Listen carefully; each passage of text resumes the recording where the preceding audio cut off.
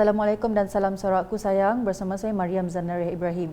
Tumpuan berita, Sarawak tidak perlu meluluskan rang undang-undang RUU anti lompat parti sendiri di dalam Dewan Undangan Negeri Dun Sarawak.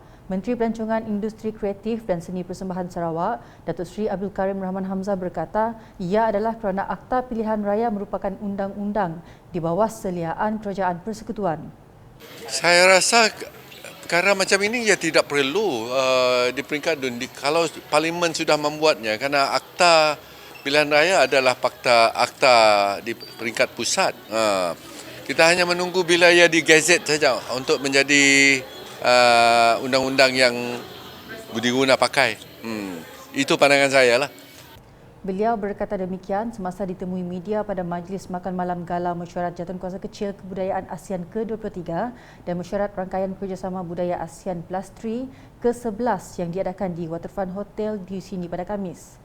Mengulas lanjut kelulusan RUU Perlembagaan Pindaan Nombor 3 2022 mengenai peruntukan yang menghalang ahli parlimen daripada lompat parti, Datuk Seri Abdul Karim yang juga Menteri Belia, Sukan dan Pembangunan Usahawan Sarawak memberitahu ia mencerminkan perasaan ahli-ahli parlimen berhubung perkara ini.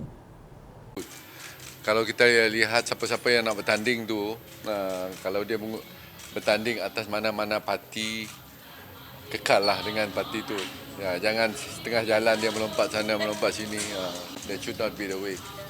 That is a betrayal of the trust given by the voters to you. Yeah. Okay. It's a good decision. Good. Saya melihatnya sebagai satu perkembangan yang baik yang boleh menjurus kepada perjalanan politik yang lebih baik untuk Malaysia. Ya. Untuk rekod, Dewan Rakyat telah meluluskan RUU anti lompat parti tersebut pada Khamis dengan 209 ahli parlimen menyokong, manakala 11 orang pula tidak hadir. Terdahulu semasa berucap dalam Majlis Makan Malam Gala itu, Datuk Seri Abdul Karim berkata perwakilan Persatuan Negara-Negara Asia Tenggara ASEAN harus menerima identiti kepelbagaian budaya bagi menghormati sejarah, seni budaya dan warisan di rantau ini serta membina persefahaman antara budaya.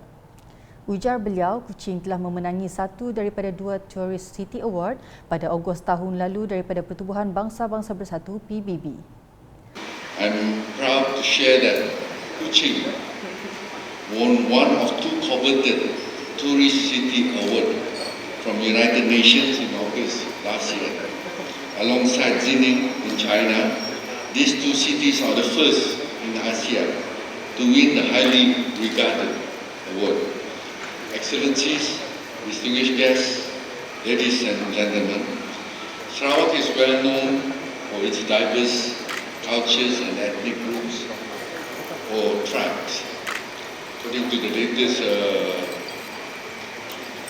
after our amendment to our state constitution as well as our federal constitution last year, there are 31 ethnic groups in Sarawak. So we can imagine if you have 31 ethnic groups, 31 different diverse culture, you have got 31 different kind of cuisine, you have got 31 different kind of way of life. Sementara itu, Kuching telah dipilih sebagai lokasi mesyuarat SCC dan mesyuarat APT CCN yang dianjurkan Kementerian Pelancongan, Kesenian dan Kebudayaan Malaysia MOTEK mulai 26 hingga 30 Julai 2022. Seterusnya, Majlis Bandaraya Kuching Selatan MBKS dengan kerjasama Persatuan Sukan Elektronik Sarawak SESA akan menganjurkan kejohanan Kuching Festival Esports Challenge 2022 secara fizikal bersempena dengan sambutan Hari Bandaraya Kuching dan Bulan Kuching Festival 2022. Pelancaran program itu nanti akan dirasmikan Menteri Pelancongan, Industri Kreatif dan Seni Persembahan Sarawak merangkap Menteri Belia, Sukan dan Pembangunan Usahawan Sarawak, Datuk Seri Abdul Karim Rahman Hamzah pada 30 Julai 2022. Menurut SESA dalam kenyataan media pada Khamis, ini adalah usaha penganjur untuk mempromosikan kepentingan perpaduan melalui e-sports dan memberi peluang kepada belia di sekitar Bandaraya Kuching untuk menampilkan bakat masing-masing. Antara objektif penganjurannya juga adalah untuk memberi kesedaran mengenai keseimbangan di dalam permainan video dan cara menangkis ketagihan bermain melalui program seminar kesedaran yang akan diadakan nanti. Turut dipertandingkan ialah Tekken 7 melalui platform PlayStation 5, PS5 dan Mobile Legends Bang Bang MLBB melalui platform mobile gaming.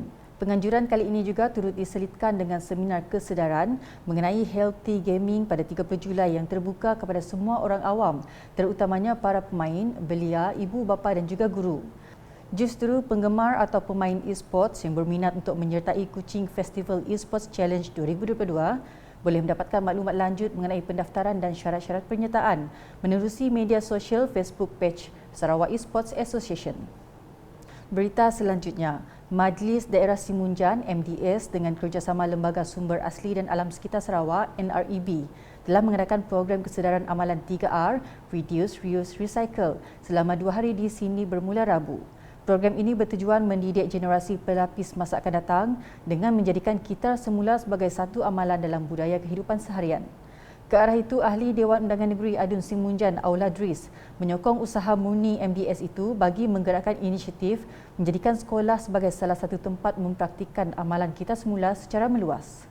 Menurutnya, pembangunan terutama di kawasan bandar yang semakin pesat menyukarkan lagi proses mendapatkan tanah yang sesuai untuk dijadikan kawasan pelupusan sampah.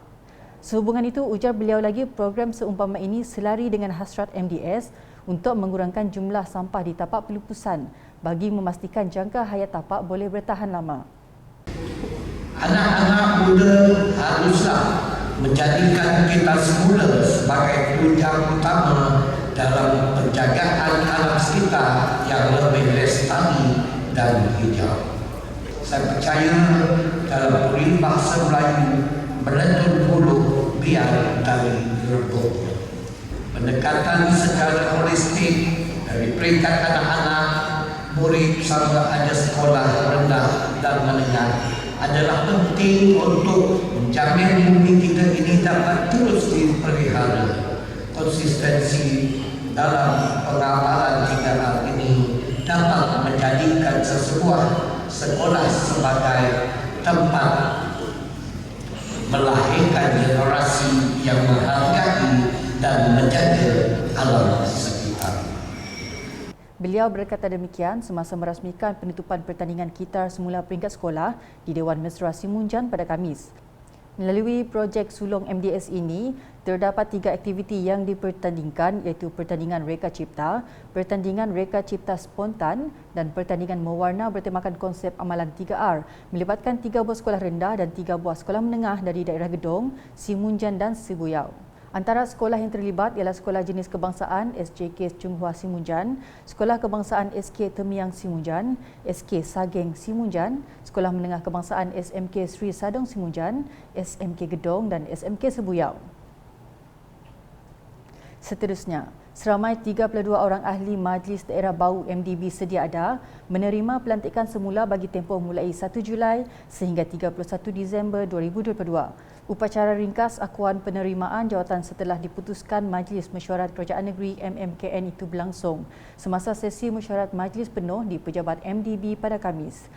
Turut hadir menandatangani surat akuan penerimaan jawatan sebagai pengerusi majlis ialah Pegawai Daerah Bau Aniria Siam.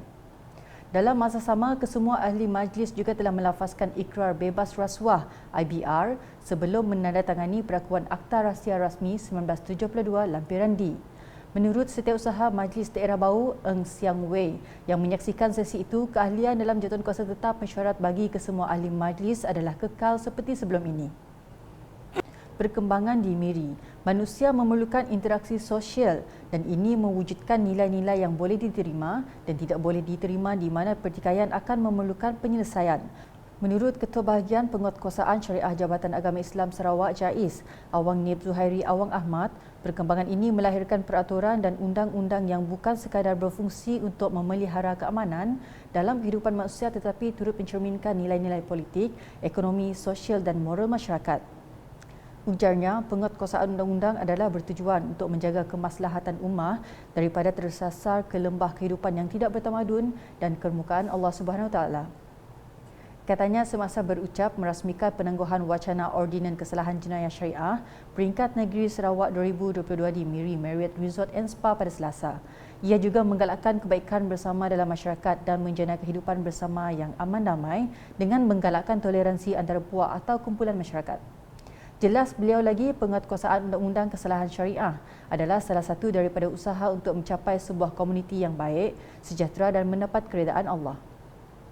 Sarawak tidak terkecuali dalam hal penguatkuasaan undang-undang ini dengan mengadakan kerjasama pihak Polis Diraja Malaysia (PDRM) dan pihak-pihak berkuasa yang lain. Pada majlis itu telah diadakan pembentangan 2 kertas kerja bertajuk Ajaran Sesat di Malaysia yang disampaikan Superintendent Polis Nur Azman Amardin dari Cawangan Khas Bukit Aman dan kertas kerja kedua oleh pensyarah Akademi Islam Contemporary UiTM Kampus 2 Samarahan, Profesor Madya Dr. Hadanan Taufik, Ajaran Sesat, Isu dan Cabaran. Sekian edisi malam bersama saya Mariam Zanaria. Berita lebih lanjut boleh didapati di semua platform media sosial UKAS termasuk portal ukas.sarawak.gov.my dan UKAS channel di YouTube. #Menyebar Fakta, salam UKAS.